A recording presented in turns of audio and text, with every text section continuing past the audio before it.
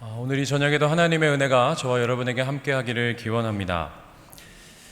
우리 계속해서 이 사사기 말씀을 살펴보면 사사들의 이야기에 앞서서 언급되는 한 사람의 죽음이 있습니다. 그 죽음은 여호수아의 죽음입니다. 여호수아의 죽음을 반복해서 기록하고 있고 유다의 승리로 시작했던 이 이스라엘의 역사 이야기가 결국 자기 소견에 옳은 대로 행하게 되는 이 타락의 역사를 기록하고 있습니다.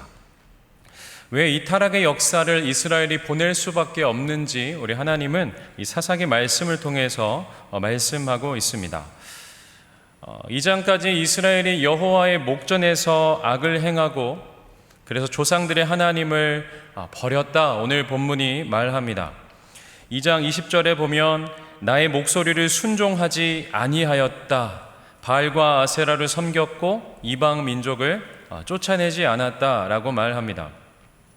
하나님의 목소리를 듣지 않았다라는 것은 존재 자체는 알고 있는 겁니다.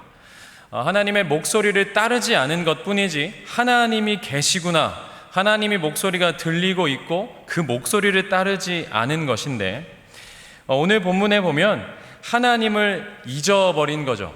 하나님을 잊어버려서 이제 하나님 존재 자체를 잊어버린 겁니다. 하나님께서 2장을 마무리하면서 그 이방 민족들을 이스라엘 앞에 남겨두시죠. 여호수아가 죽고 또 그 하나님께서 이스라엘에게 행하신 그 일들을 본 자들이 다 죽었습니다. 그리고 하나님을 알지 못하는 다른 세대가 일어났다라고 말합니다. 오늘 본문 앞절에 있는 3장 2절은 그들을 이렇게 말하고 있습니다. 아직 전쟁을 알지 못하는 자들입니다. 그래서 하나님께서 이 전쟁을 알지 못하는 자들에게 시험하시고 가르쳐 주고 싶은 것이 있었는데, 그것이 무엇이냐면 전쟁입니다. 그래서 이방 민족을 남겨두시고 이스라엘을 시험하시죠. 그 목적이 3장 4절인데 우리 자막을 보고 우리 같이 한번 읽겠습니다. 남겨두신 이 이방 민족들로 이스라엘을 시험하사 여호와께서 모세를 통하여 그들의 조상들에게 이르신 명령들을 순종하는지 알고자 하셨더라. 아직 전쟁을 알지 못하는 자들, 그리고 하나님을 알지 못하는 그 다른 세대 가운데 하나님은 이스라엘로 시험하시고 가르쳐주고 싶은 것이 있었습니다.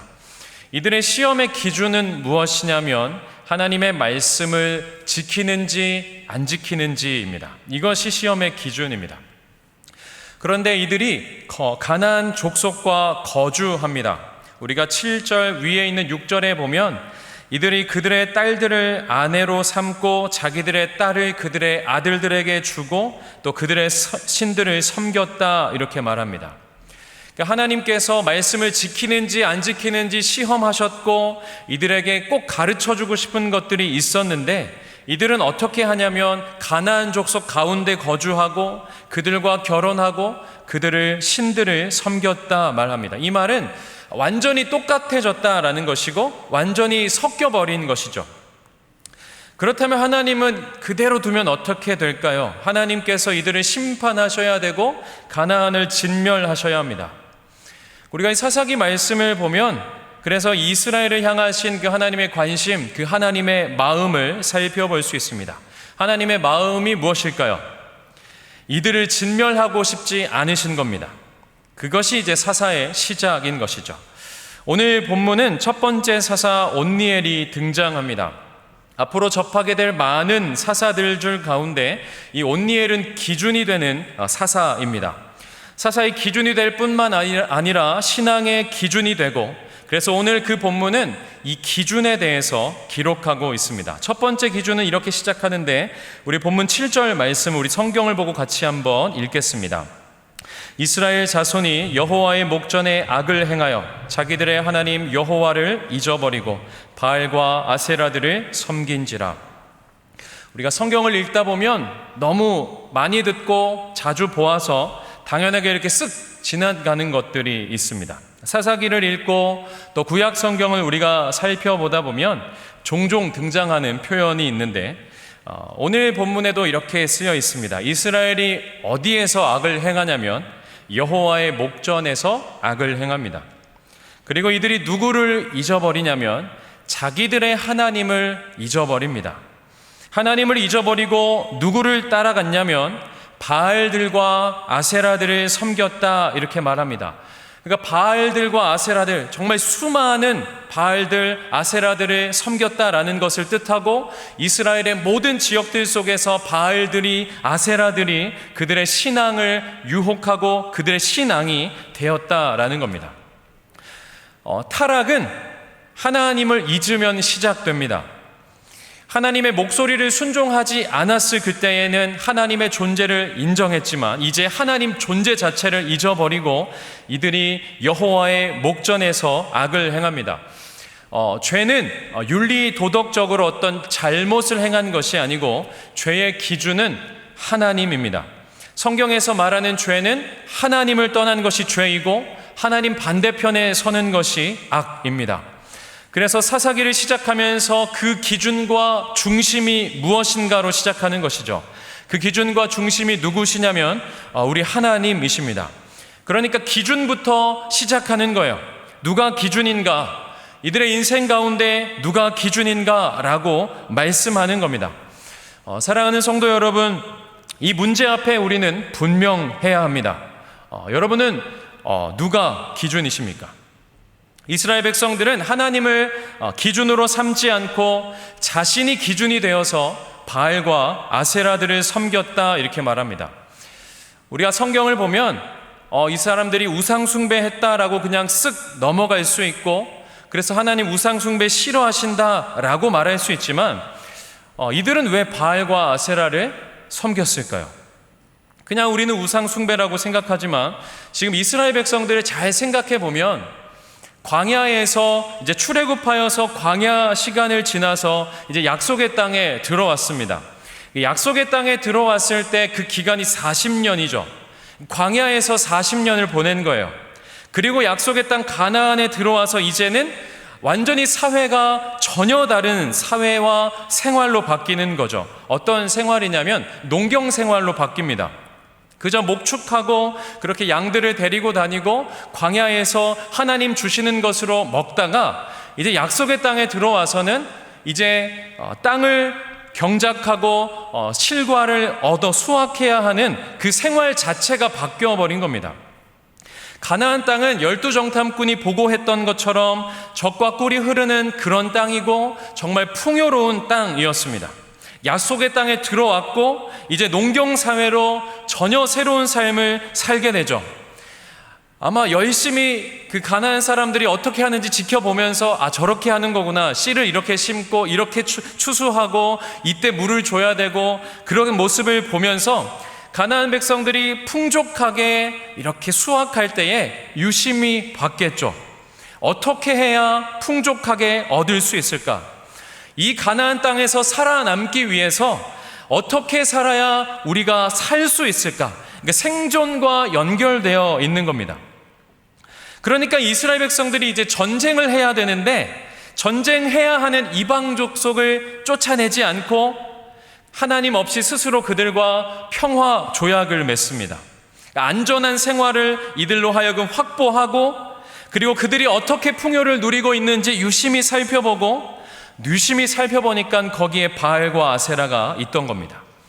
그러니까 그들의 문화, 그 시대의 정신, 그들의 신앙을 수용해서 이제 바알은 하늘의 신이고 아세라는 땅의 신인데, 하늘과 땅의 신이 만나서 그렇게 성관계를 가지면 비가 내리고 곡식들을 풍족하게 얻게 된다라는 그들의 논리를 따라서 그들이 동일하게 그들의 딸을 주고 그들의 아들들에게 딸을 아내로 삼고 하면서 바알들과 아세라들을 섬깁니다. 그러니까 바알과 아세라를 섬겼다라는 이 말은 단순히 우상 숭배를 했던 것이 아니고 생존을 쫓은 것이고 풍요를 쫓은 겁니다. 오늘 우리 식으로 하면 만몬이 우상이 되어서 돈과 부와 재물이 최고의 가치로 여기는 것, 이것이 자본주의의 문화이고 이 물질적인 풍요함으로 이 안정감을 누리고 만족하는 것, 이것과 동일하게 사사기의 타락이 여기에 있습니다. 하나님 없이 스스로 안전하게 하고 하나님 없이 스스로 풍요롭게 하는 그것, 그것이 이제 사사기의 타락이다라고 말합니다.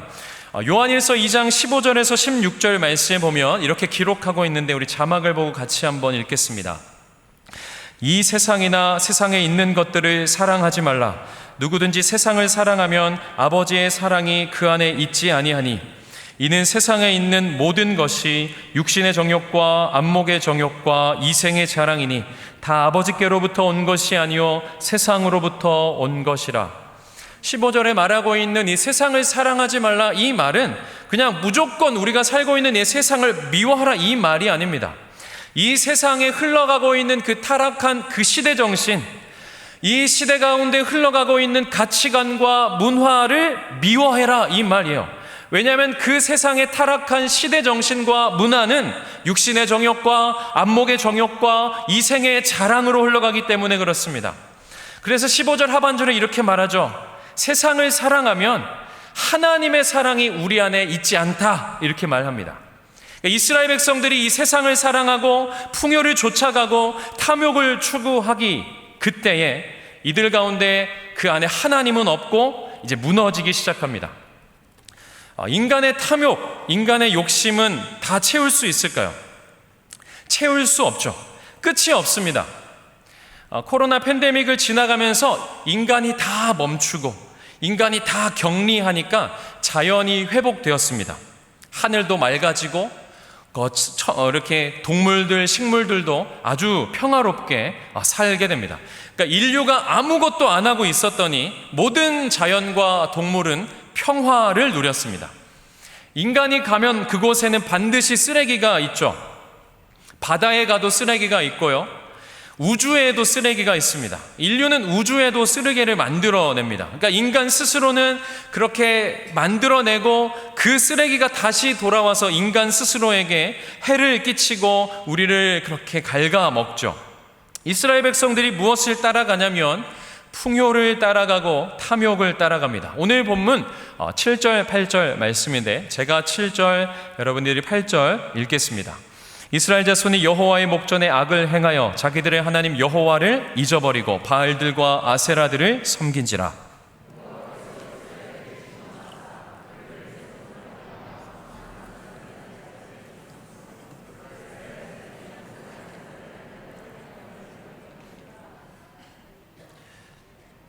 이 7절과 8절 말씀에 보면 양쪽에 대비되는 구절이 있습니다. 7절 하반절에 어떻게 끝나냐면 바알들과 아세라들을 섬긴지라.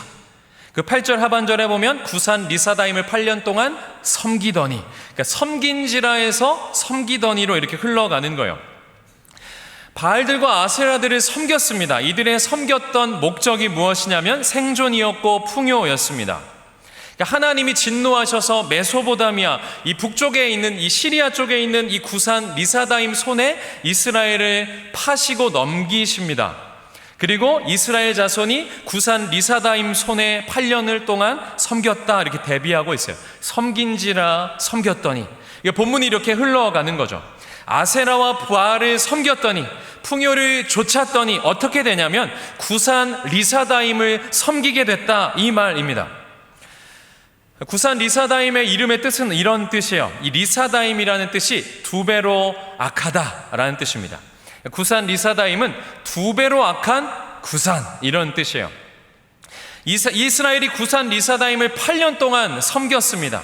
그러니까 체감으로는 16년 동안 압제를 당하는 것과 같은 그런 고통스러운 시절들을 이스라엘이 살게 되는 거죠. 바알과 아세라를 이스라엘이 섬겼더니 구산 리사다임의 노예가 된 겁니다. 우리가 섬기는 것에 우리는 지배를 받게 돼 있어요. 돈을 섬기면 돈의 노예가 되고, 명예를 쫓아가면 명예의 노예가 되고, 자기가 섬기는 것에 노예가 되는 겁니다. 놀라운 것은 풍요를 쫓아갔는데 두 배로 악한 구산을 섬기게 되는 거예요. 성경에서 하나님을 향한 많은 소개들 중 가운데 질투하는 하나님이 있습니다. 하나님이 단순히 질투하신다라는 것은 하나님이 자신을 섬기지 않고 다른 우상을 섬겨서 이렇게 삐지신 것이 아니고, 하나님이 아닌 다른 것들을 섬기면 오늘 7절과 8절에 있는 것처럼 섬긴지라 섬겼더니 바알과 아세라를 섬겼더니 구산 리사다임을 섬기게 되는 겁니다. 하나님을 섬기지 않으면 다른 것을 섬기게 되는 거예요. 그것의 노예가 되는 겁니다. 질투하는 하나님께서 하나님이 하나님을 섬기라라고 하는 이 말씀은 단순히 하나님께 순종해라, 하나님을 따라가라 이 말이 아니고, 하나님을 섬기면 우리가 죄를 짓지 않게 되는 것이죠. 이 말은 하나님을 섬기면 죄에 끌려가지 않게 됩니다. 세상에 끌려가지 않는 유일한 방법은 우리가 하나님 안에 있은 그때에 우리는 이 죄에 끌려가지 않고 세상에 끌려가지 않습니다. 사랑하는 성도 여러분, 여러분은 무엇을 섬기고 계십니까? 여러분은 지금 무엇을 쫓아가고 계십니까? 내게 그 중요한 것, 하나님 이것 없으면 안 됩니다. 내가 이것 붙드는 것, 이것이 나에게 중요한 겁니다. 사사기에서 이스라엘은 하나님을 품지 않습니다. 세상을 품었고 이 세상의 풍요를 쫓아갔습니다. 하나님은 잊어버렸고 여호와의 목전에서 악을 행했습니다. 만약에 이들이 여호와를 섬겼다면, 만약에 이들이 하나님을 쫓아갔다면 하나님과 함께 했을 텐데, 이들은 여호와의 목전에서 자기들의 하나님 여호와를 잊어버렸더라 말합니다. 그렇게 바알과 아세라들을 섬겼더니 구산 리사다임에게 압제당하고 그를 섬기게 되었습니다. 아마 이스라엘 백성들은 가나안 6족속과, 우리가 본문에 읽진 않았지만 1절부터 6절까지 있는 내용, 그래서 이 가나안 족속들과 평화 조약을 맺고 이제 안전을 보장받고 이제 그 땅에서 풍요를 누리고 있었는데, 마른 하늘의 날벼락처럼 이제 하나님이 구산 리사다임에게 이스라엘을 넘겨버린 거죠. 하나님 없이 내 힘으로 안전하게, 내 힘으로 풍요를 이루고 살고 있었는데 결과적으로는 더 큰 악재를 만나게 됩니다. 이스라엘이 안전장치로 삼았던 것들이 있었어요. 그런데 어떤 안전장치도 하나님 없이는 안전하지 않습니다. 하나님께서 이스라엘에게 진노하십니다. 하나님이 이스라엘을 징계하십니다. 그 이유가 무엇일까요? 하나님은 이스라엘을 심판하시는 걸까요? 그렇지 않습니다. 하나님은 이들을 이 죄에서 건져내시기 위해서 징계하십니다.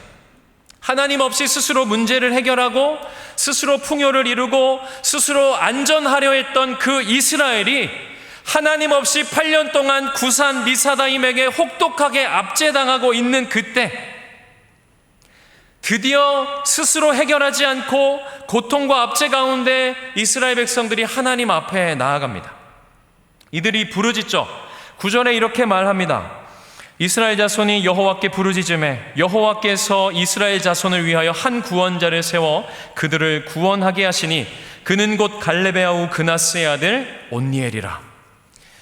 이 히브리 문법에 보면 와우 계속법이라는 표현이 있습니다. 계속 이렇게 연결되는 거, 계속되는 겁니다. 그리고 하면서 이렇게 연결되는데 본문에서 3번 사용합니다. 부르짖음에 한 구원자를 세워 구원하게 하시니. 그러니까 쉽게 말하면 원어를 살려서 하면 이것입니다. 여호와께 부르짖었다. 그리고 여호와께서 한 구원자를 세우셨다. 그리고 그들을 구원하셨다. 그러니까 하나님께서 기다리신 거예요. 구산 리사다임에게 완전히 넘겨서 끔찍하게 당해봐라 이 말을 하고 있는 것이 아니라 하나님 준비하고 있는 겁니다. 이스라엘 백성들이 비참하게 끌려가고 있다가 하나님 도와주세요 라고 부르짖자마자 곧 하나님께서 한 구원자를 세우셨다. 그리고 곧 그들을 구원하셨다. 이 말씀이 오늘 9절 말씀입니다. 하나님의 마음이 담겨 있는 거죠. 징계하고 또 이들에게 진노하시는 그 이유가 이들을 죄에서 건져내기 위해서입니다. 죄가 무엇입니까? 하나님 없이 스스로 안전하려 했고, 하나님 없이 스스로 풍요하려 했고, 하나님 없이 사려 했던 그 이스라엘 백성들 가운데 하나님 없으니까 그렇게 비참하게 끌려가고 압제당할 그때에 하나님이 생각난 거예요. 하나님 도와주세요 라고 부르짖자마자 하나님이 한 구원자를 세우시고 그리고 그들을 구원하십니다. 10절에 이렇게 말씀하죠. 구산 리사다임을 온니엘의 손에 넘겨주심에 이렇게 말합니다. 구산 리사다임 손에 이스라엘 백성을 넘겨주셨다가 이제는 그 구산 리사다임을 온니엘에게 넘기십니다. 그리고 이겼다라고 말씀합니다. 하나님이 누구를 세우시냐면 온니엘을 세우십니다. 첫 번째 사사로 온니엘이 등장합니다. 우리는 이 사사기에 등장하는 많은 사사들을 이미 알고 있기 때문에 감동이 없지만 이스라엘 입장에서 본다면 이 사사를 처음 본 거예요. 하나님께서 우리를 구원하시기 위한 사사를 보내주시고 구원해 주신 겁니다. 그럼 왜 많은 사람들 중에서 왜 첫 번째 사사가 온니엘이었을까요? 여호수아서에 보면 이제 이스라엘 백성들이 여호수아와 갈렙을 따라서 약속의 땅에 진군합니다. 이 정복 전쟁이 7년 동안 계속돼요. 그리고 가나안 이 거점 중부를 먼저 점령하고 남부를 그리고 북부를 그렇게 이 거점되는 도시들을 정복하고 이제 제비를 뽑아서 땅을 분배합니다. 이 역사를 공부할 때 이 내러티브 본문을 볼 때 우리가 이렇게 본문 안에 이렇게 들어가서 그들의 입장에서 생각하면 조금 공감이 될 때가 있습니다. 제가 아까 설명드렸지만 이스라엘은 지금 광야 40년을 지나왔고 정복 전쟁을 7년 동안 했습니다. 다들 지쳐 있겠죠. 약속의 땅엔 들어왔는데 정복전쟁 하느라고 7년 동안 전쟁하고 이제 제비 뽑아가지고 각 지파별로 전쟁을 또 해야 하는 그 상황. 제비를 뽑으니까 최근에 월드컵 조추첨을 했는데 아마 그것과 같지 않았을까라는 생각을 해봅니다. 딱 뽑아가지고 유다 지파 딱 뽑았는데 어떤 땅을 기다리고 있을까요? 막 거인들이 있는 땅을 가고 싶을까요? 아니면은 만만한 땅, 넓은 땅, 좋은 땅, 정복하기 쉽지만 좋은 땅, 이런 막 머리를 굴리고 있지 않을까요? 그런 소망함들이 있었을 겁니다. 모두가 지쳐있고 전쟁을 하는 것을 주저하고 있는 그때에 갈렙이 여호수아에게 요청합니다. 이것이 여호수아 14장 12절 말씀인데 우리 자막을 보고 같이 한번 읽겠습니다. 그날에 여호와께서 말씀하신 이 산지를 지금 내게 주소서. 당신도 그날에 들으셨거니와 그곳에는 아낙 사람이 있고 그 성읍들은 크고 견고할지라도 여호와께서 나와 함께 하시면 내가 여호와께서 말씀하신 대로 그들을 쫓아내리라 하니.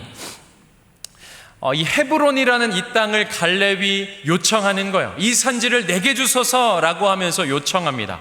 그런데 지금 이 상황은 40년 광야를 지나왔고 7년 동안 정복 전쟁이 끝나서 이제는 지파별로 이 제비를 다 뽑아갔을 때에 참 쉽지 않은 힘을 내야 되고 또 일어나야 되고 또 다시 한번 전쟁을 해야 되는 그 상황에 갈렙이 먼저 손을 들고 이 땅을 내게 주십시오 라고 말하는 거예요. 헤브론 땅에 어떤 사람이 있냐라고 말했을 때 아낙 사람이 있다라고 말합니다.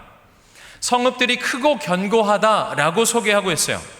어디서 많이 들었던 사람들이고 표현입니다. 민수기 13장에 있는 가데스 바네아에서 정탐꾼을 보내고 나서 두려워했던 존재들, 열 정탐꾼이 와서 그곳엔 아낙 자손들이 있고 그 성읍들은 크고 견고해서 우리는 메뚜기와 같다라고 말했던 그 땅에 다시 온 겁니다. 갈렙이 다시 말하는 거예요. 그때도 당신도 들었거니와 그 땅을 향한 믿음의 고백을 하는 거예요. 이때가 언제예요? 모두가 지쳐있고 전쟁하기를 주저하고 있는 그때에 갈렙이 말하는 겁니다. 그리고 이제 여호수아 15장에 가면 온니엘이 처음 등장합니다. 14장에서 갈렙이 이 산지를 내게 주소서 약속의 그 헤브론 땅을 정복하고 15장에서 갈렙이 이렇게 말해요. 여호수아 15장 16절 17절 말씀을 우리 자막을 보고 같이 한번 읽겠습니다. 갈렙이 말하기를 기럇 세벨을 쳐서 그것을 점령하는 자에게는 내가 내 딸 악사를 아내로 주리라 하였더니 갈렙의 아우 그나스의 아들인 온니엘이 그것을 점령함으로 갈렙이 자기 딸 악사를 그에게 아내로 주었더라. 오늘 이 사사기 이 여호수아의 15장에 있는 이 말씀 그대로 사사기 1장 12절 13절에 기록됩니다. 동일한 내용을 기록하고 있어요. 중요한 사건이기 때문에 동일한 내용을 반복해서 또 기록하는 것이죠. 그래서 갈렙이 누가 이 기럇 세벨, 이 드빌이라고 하는 이 땅을 누가 점령하겠는가라고 했을 그때에 이 온니엘이 등장합니다. 온니엘이 등장해서 그 땅을 점령하게 돼요. 그리고 땅을 차지한 이후에 남방에 있는 샘물을 요청하죠. 윗샘과 아랫샘까지 얻게 됩니다. 가나안 땅을 정복하게 되었고 땅을 차지하게 되죠. 우리가 사사기 말씀에 보면 이스라엘 백성들이 가나안 족속들을 쫓아내지 않다가 쫓아내지 못하게 되는 그때 이 온니엘을 통해서 이 기럇 세벨이라는 곳을 점령하게 되는 거예요. 갈렙은 이 산지를 내게 주소서라고 말하고 있고 이 온니엘도 이 기럇 세벨을 점령하게 됩니다. 물러서지 않는 그 믿음으로 끝까지 약속의 땅을 정복하여서 믿음으로 말씀에 순종해서 하나님 나라의 일을 수행하게 돼요. 메소포타미아 왕 이 구산 리사다임이 내려왔죠. 북쪽에서 이렇게 내려왔으니까 이스라엘이 완전히 쑥대의 밭이 된 겁니다. 이 온니엘은 유다 지파 사람인데 남쪽에 있습니다. 북쪽에서 이렇게 내려왔다는 것은 이스라엘을 완전히 쑥대밭으로 만들어버린 상황이에요. 거기까지 밀고 내려왔어요. 하나님은 거기에서 시작하는 거예요. 가장 남쪽에서부터 온니엘을 세우시죠. 그리고 이스라엘을 구원하십니다. 온니엘은 모두가 알고 있는, 당시 이스라엘 백성들이 다 알고 있는 사람이었어요. 갈렙이 이 산지를 내게 주소서 하면서 가나안 땅을 차지할 때 갈렙에 이어서 약속의 땅을 점령한 사람, 갈렙의 딸 악사와 결혼한 사람, 윗샘과 아랫샘을 취한 사람, 다른 표현으로 하면 하나님 말씀이라면 물불 가리지 않고 하나님의 뜻이라면 달려갔던 그 사람, 이 첫 번째 사사 온니엘이 등장하는 순간 하나님께서 이 온니엘을 사사로 세우시는 순간 이스라엘 백성들이 알게 되는 게 있습니다. 무엇을 알게 되냐면 기준을 알게 됩니다. 하나님은 약속의 땅에 진군했던 그 사람, 하나님의 말씀에 믿음으로 순종했던 그 사람, 여호와의 목전에서 여호와를 따라갔던 그 사람, 하나님 앞에서 하나님을 붙들었던 그 사람을 하나님께서 사사로 세우셨다. 이것을 알게 되는 겁니다. 그러니까 온니엘은 단순한 구원자가 아니라 하나님을 붙들게 하고 하나님을 따라가게 하는 기준을 이스라엘 백성 가운데 보여주는 겁니다. 사사로 부름을 받아서 이스라엘을 구원하고 회복했습니다. 그러면 온니엘이 강해서일까요? 온니엘이 이 갈렙처럼 나도 그 산지를 내게 주셔서 하면서 그 믿음의 땅을 정복했던 그 열정이 있으면 될까요? 라고 했을 때 오늘 본문 10절에는 이렇게 말하고 있습니다. 여호와의 영이 그에게 임하셨으므로, 그리고 마지막에 이렇게 끝나죠. 온니엘의 손이 구산 리사다임을 이기니라.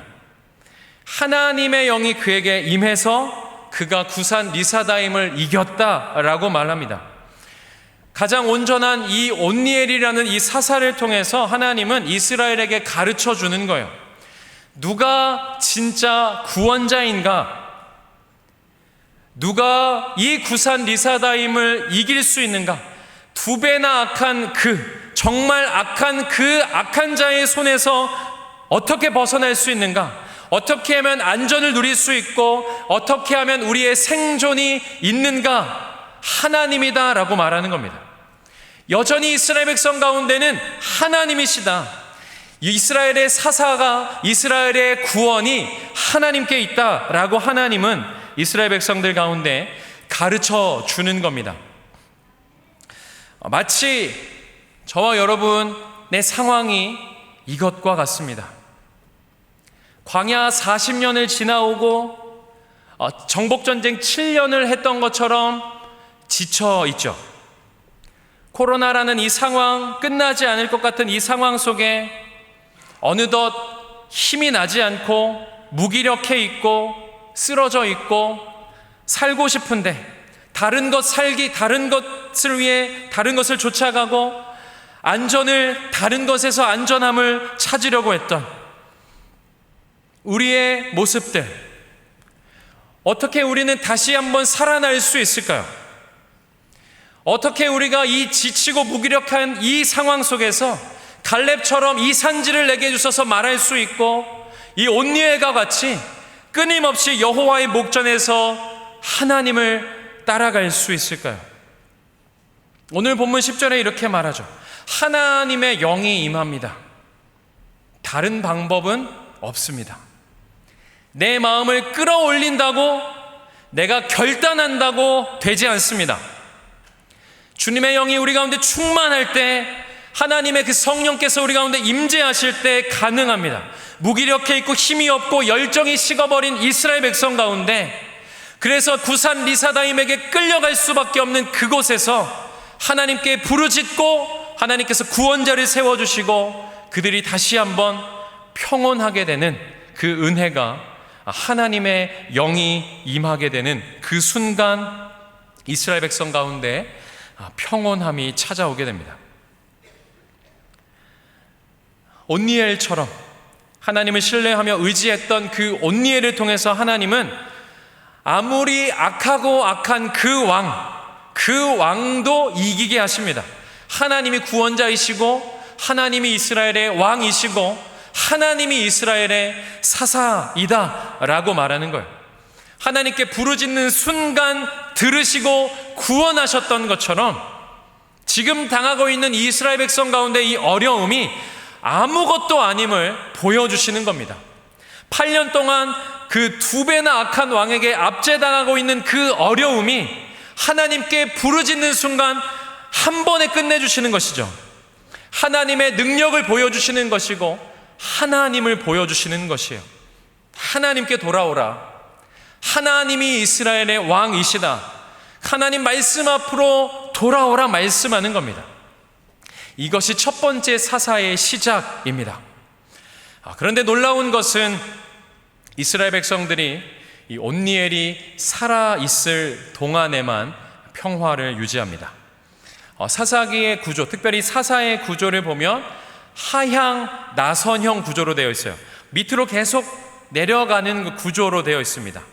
여호와의 목전에서 악을 행하고 하나님 징계하시고 부르짖고 구원 베푸시며 평온해졌다가 다시 하나님 앞에 악을 행하고 점점 깊숙해지는 겁니다. 죄를 짓고 징계받고 부르짖고 구원해 주시고 평화를 누리는 이 5개가 계속 반복되는 거예요.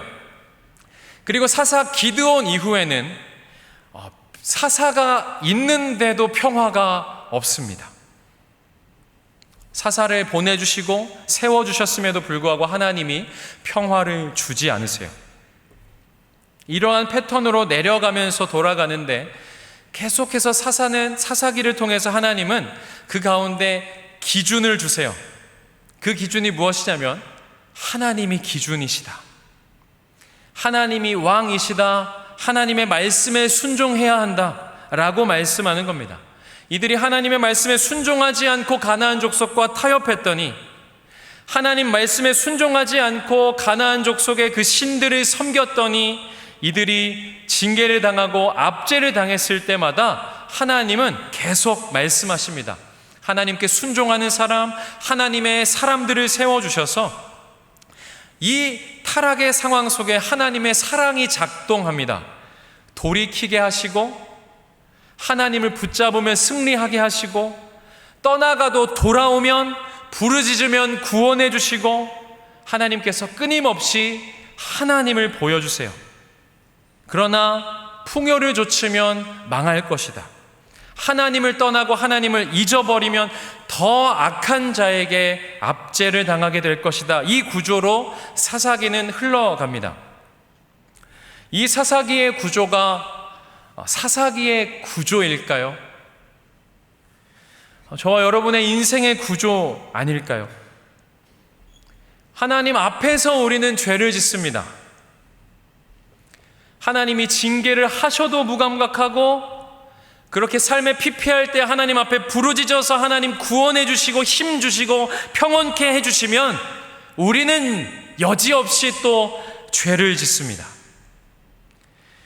비대면으로 예배 드릴 때는 정말 현장으로 예배하고 싶어서 그렇게 갈망했었는데, 예배 드릴 수 있으면 이 모든 인원이 다 해제가 되어도 우리의 마음편에는 편한 것을 추구하고, 여전히 내가 기준이 되어서 예배의 기준을 내가 정하고, 조금만 날이 좋으면 다른 모임에는 열심으로 우리가 가지만 하나님 앞에 예배하는 이 시간들은 부담으로 찾아오고, 모이지 못했던 그런 모임들이 이제 하나둘씩 모이게 되고, 그렇게 공동체를 이루게 되었음에도 불구하고 우리는 그때를 또 잊어버리고 여전히 오늘을 힘들어하고 또 하나님 앞에 죄된 모습으로 있진 않은지 저도 점검하게 됩니다. 저는 괜찮다고 생각했습니다. 저는 잘하고 있다고 생각했는데 그렇지 않았습니다. 그러면서 내가 예배를 이렇게 드리고 있는데 하나님이 기뻐하실까? 내가 하나님 앞에 나아가는 내 모습이 형편없는데 하나님 기뻐하실까? 몸은 여기 와 있지만 내 마음은 다시 무언가를 해야 하고 다시 모여야 하는 이런 상황 속에서 어떻게 해야 될지 잘 모르는 이 상황 가운데 기준이 내가 되어 자꾸 이렇게 재고 있더라고요. 성경은 그래서 사사기는 하나님이 계속 말씀해 주세요. 계속 반복되는 이 패턴 가운데 하나님이 계속 그 하나님의 사랑을 작동하십니다. 돌이키면 다시 구원해 주시고, 다시 하나님 부르짖으면 구원자를 세워주시고, 다시 한번 이스라엘이 하나님 앞에 돌아오면 이스라엘을 이스라엘 되게 우리 하나님께서 만들어 가십니다. 성경은 동일하게 말합니다. 하나님 붙잡지 않고 하나님 바라보지 않으면, 하나님이 소망이 되지 않으면 우리는 그것으로 스스로 무너지게 됩니다. 이스라엘이 하나님을 잊어버리고 그 말씀을 포기해버린 결과는 황폐해버리고 비참해버린 그런 압제였습니다. 우리가 어딘가에 끌려가고 있진 않습니까? 하나님의 말씀은 저버리고 하나님 말씀 앞에 순종하면 눈에 보이는 그 손해. 오늘 본문을 보면 그렇게 풍요를 이루었지만 결국은 구산 리사다임 다 갖다 줘 버리게 돼요. 결국은 하나님 없이 그렇게 이루었던 것들이 다 압제를 당하고 조공을 바치게 됩니다. 세상에 풍요가 있으면, 바알과 아세라를 만나면 잘 될 것 같았는데, 가나안 족속과 평화 조약을 이루면 괜찮을 것 같았는데, 오늘 본문은 그렇지 않다라고 말하고 있습니다. 오히려 그 풍요를 가지고 압제를 당하고 안전할 줄 알았는데 가나안 족속이 구산 리사다임을 막아주지 못합니다. 다 빼앗겨 버리죠. 오늘 본문을 통해 우리 가운데 무엇을 알게 됩니까? 하나님 없이는 안전하지 않습니다. 하나님 없는 풍요는 풍요가 아닌 것이고 하나님 없이는 안 되는 것이에요. 그래서 본문은 계속 말씀하는 거예요. 신앙의 기준, 이스라엘의 기준, 인생의 기준이 오직 하나님이시다라고 말하는 겁니다. 우리가 인생을 살아갈 때 내 뜻대로 되지 않을 때가 있고, 환경이 무너질 때가 있고, 상황에 끌려갈 때가 있고, 사람의 도움이 막힐 때가 있고, 답답하고 어려움이 있지만 기억해야 합니다. 거기에 끌려가서는 안 돼요. 왜냐하면 거기에는 소망이 없기 때문에 그렇습니다. 하나님이 계속 기다리시는 거예요. 부르짖을 때까지 기다리셨다가 부르짖자마자 구원자를 세우시고 구원하십니다. 우리가 이후에 찬송가 390장 찬양할 때 예수가 거느리시니 이 후렴 가사를 보면, 주 날 항상 돌보시고 날 친히 거느리시네. 하나님이 우리를 돌보십니다. 하나님 스스로 친히 우리 가운데 거느리세요. 그래서 하나님이 말씀하는 것이죠. 이 우상을 쫓아가는 것을 질투하는 것이 아니라 거기에는 죽음이 있고, 거기에는 허무함이 있고, 거기에는 소망이 없기 때문에 다시 오게 하는 거예요. 주님께 소망이 있기 때문입니다. 여호와의 목전에서 하나님의 은혜와 사랑만이 우리를 회복하게 하십니다. 구산 리사다임의 압제를 당할 때에, 전쟁할 힘이 없을 그때에 광야로 지쳐있는 이스라엘 백성처럼 아마 사랑하는 저와 또 우리 성도님들이 지금 많이 지쳐있고 많이 주저하고 있고 힘이 나지 않을지 모릅니다. 그때 구하는 것이죠. 부르짖는 것이고 여호와의 영을 구하는 겁니다. 성경을 읽을 때마다 주님 충만히 말씀 깨닫게 해주십시오. 기도할 때마다 하나님 성령님 나를 주관해 주십시오.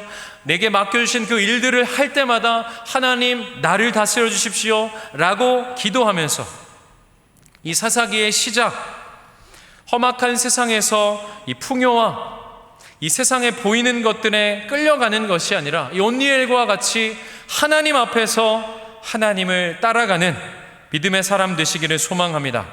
바쁘고 어려운 또 여러 가지 힘든 상황 속에서 우리가 하나님을 놓치지 않고 그 하나님을 기억하고 그 하나님 앞에 겸손함으로 나아가는, 그래서 하나님이 주시는 그 평온함을 회복하는 저와 여러분 되시기를 주님의 이름으로 부탁드립니다. 기도하겠습니다. 하나님 아버지 감사합니다. 우리의 지금의 신앙과 우리의 삶을 돌아봅니다. 하나님 아버지, 이스라엘 백성들이 하나님 없이 스스로 풍요하려 했고 하나님 없이 스스로 안전하려 했고 하나님 없이 그들이 살려 했을 그때에 그들이 섬겼던 그것으로 끌려가게 되고 압제당하게 되는 오늘 말씀을 우리가 교훈 삼아 하나님이 아닌 것들을 섬기는 것에 우리의 힘과 시간을 허비하는 것이 아니라 하나님의 말씀 앞에 순종하며 그 하나님 앞에 믿음으로 나아가는, 그래서 하나님이 갈렙과 온니엘을 믿음의 사람으로 사용하셨던 것처럼 하나님 그 믿음의 한 사람, 그 믿음의 한 교회가, 그 믿음의 한 가정이 우리가 되기를 소망합니다. 그래서 하나님의 말씀이라면 물불 가리지 않고 하나님의 뜻이라면 주님 앞에 달려나아갔던 그 온니엘, 그가 사사의 기준이 되었던 것처럼 하나님 이 험악한 세상 가운데 주님 따라가며 주님의 말씀이라면 우리가 물불 가리지 않고 달려나아갈 수 있는, 주님의 말씀 따라가는 믿음의 사람 되어질 수 있도록 우리 은평의 모든 권속들 붙들어 주시고 지켜주시고 인도하여 주시옵소서. 주님을 기대하며 모든 말씀 예수님의 이름으로 기도합니다. 아멘.